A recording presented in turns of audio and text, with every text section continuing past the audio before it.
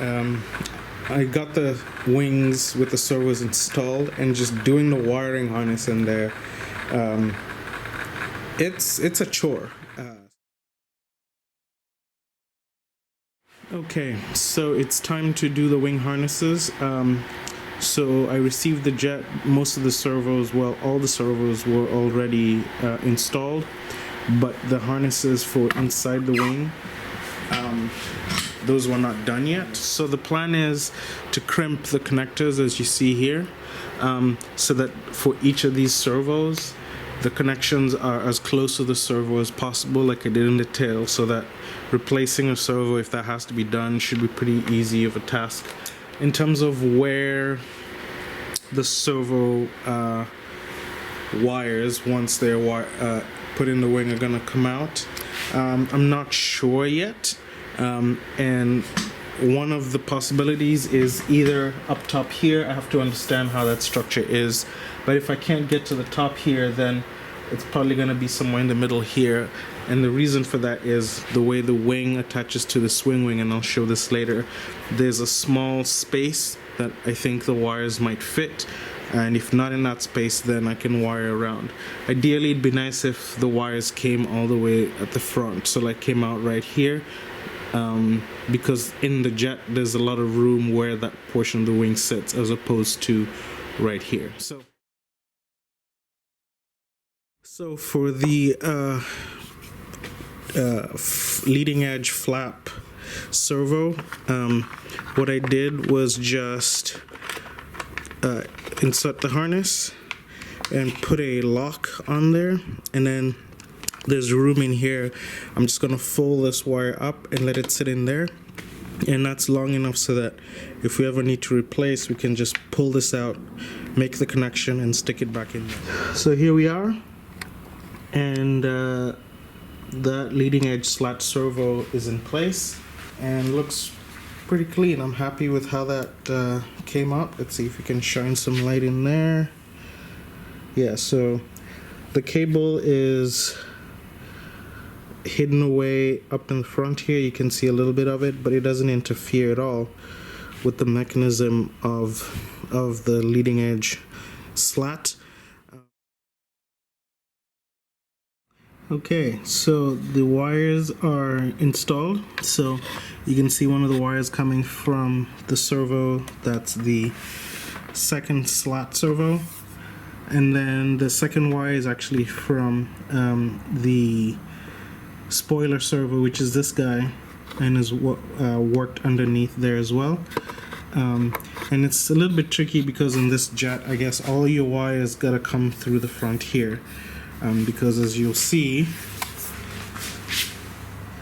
the exit point is sort of right straight down that path. So we're almost done.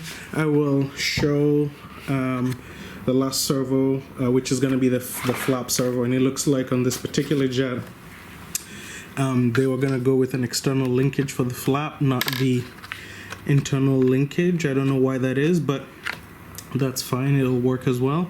So we'll install that, put our trusty securing clip on there. Each of these servos have securing clips in the wiring harnesses, and then that'll come all the way to the end here, and we'll finish this off with a 12 position ash lock connector. So that's what we're looking at, and I'll show you when that stuff's done. Okay, so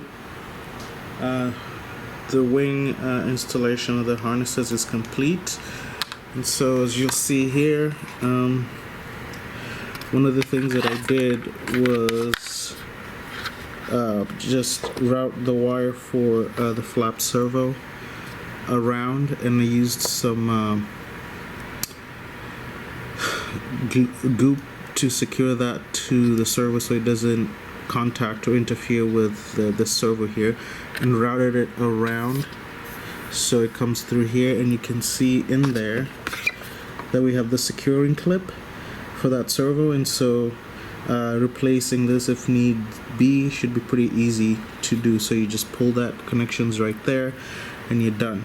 And so with that servo complete, and this servo complete as well, and these two left in here also done, the wing harnessing is mostly done, and all the wires come out through here. And just as I'll show, I'll just label them with tape markings so I know what is what.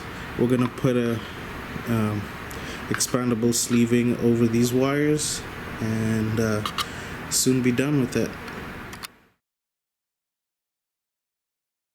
Okay, so before I close the wing up, I wanted to make sure that this servo, this externally mounted flap servo, actually has room to maneuver, because I noticed that whoever built this had this cut in there, but it's cut towards the back end, which means that the servo is expected to push this way. But I think what's going to happen is that this flap may need to move up that way a little bit, but it'll mostly be moving that way. So the options are to either mount this non-center, but I don't like that as much. So I think the thing that I'm going to do is extend this. And the reason I want it mounted center is it's just going to be easier. If this is mounted center and center expected to be the flap flush across the wing, because the movement for this is not much. So that's what I'm going to aim for. So I'm going to extend the slot a little bit, and that way we should have the room, because as it sits right now, neutral completely sits at the tail end of the slot. I'm about to install the external linkage for the flap here, and I've measured this and created an external carbon fiber sleeve to put the M3 rod in. That way that rod cannot bend or torque, and this is the amount of thread that's going to get screwed into the ball link.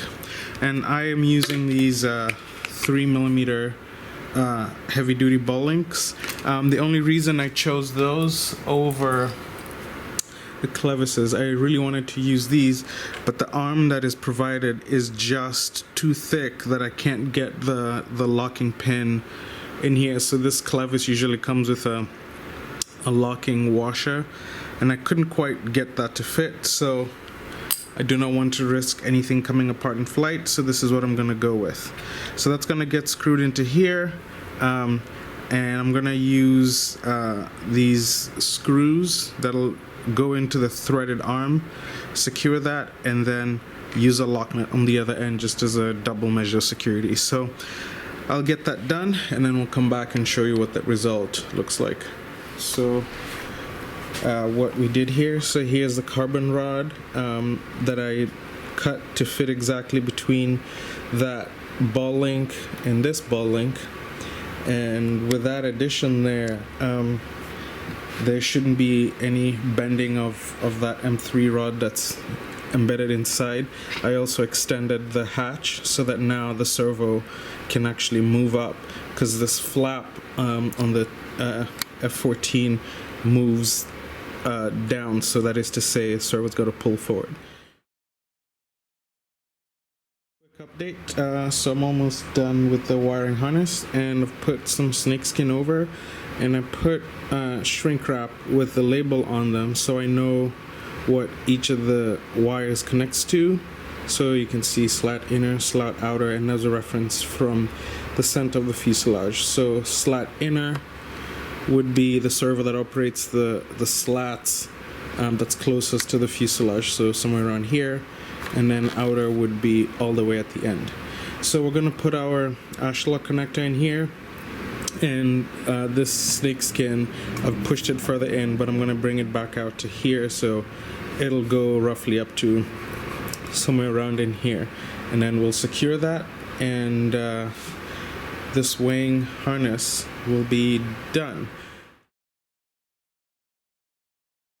Okay, so what I'm going to show here is the process of crimping my ashlock connectors. So I have this crimping tool, and what happens in here is you drop your connector, your pin in there, and you can only go so far because there's a stopper here, and so that ensures that you've got the tool crimping on the right components of the wire. And then next thing is to drop the wire in,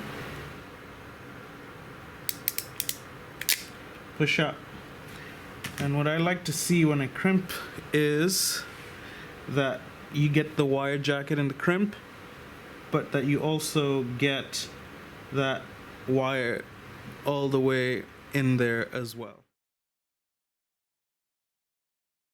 Okay, so we've built the harness that goes from the wing swing mechanism all the way to it's gonna go up down this way all the way down to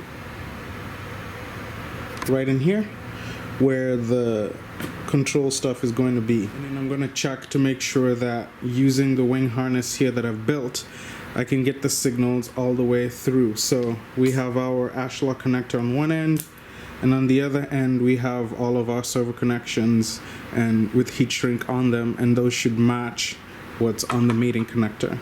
We have a pretty tiny 2S LiPo, and I've wired into the connection here, and since these switches, these linear actuators just have limit switches, I should be able to just plug this in and have the swing wing come out all the way. And once it hits its end point, the limit switch activates and it just stops, and it essentially cuts power off from the battery. So there we are at the end. I'm going to unplug the 2S LiPo, and then we're going to plug in our servos here and observe what happens on the wing. Is to make sure that all the colors on the mating connectors match, and they seem to do so. White to white, red to red, blue to blue, and so on and so forth for all the connectors. So that looks good. And the next thing will be to start applying, use my servo tester to make sure that I can control those servos on the wing. Okay, time to check the slats. I have adjusted my servo tester so that it doesn't move quite too much. We just want to see some movement in the slat, telling us that the wiring harness and the servos are connected correctly. So here we go.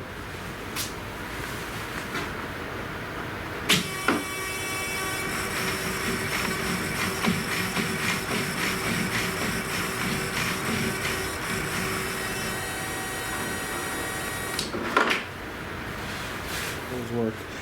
Obviously for the slats, whenever the radio is used, we're going to have to adjust the travel because the servo moves quite a bit less than the servo that's all the way up front. So let's plug in those spoilers and see what happens there. Oh yeah, so those work pretty well.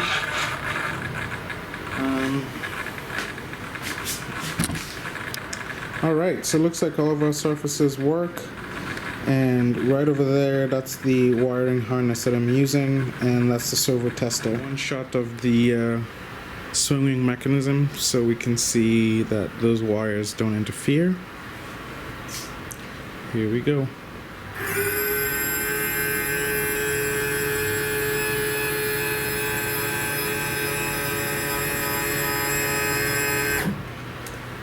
Endpoint reached. Now the other way.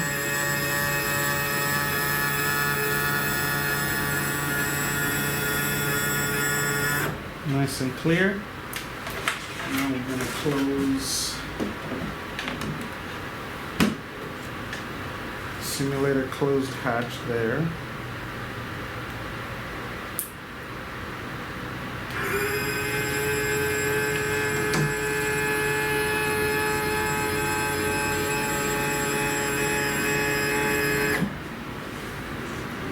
Works just fine, and the other way.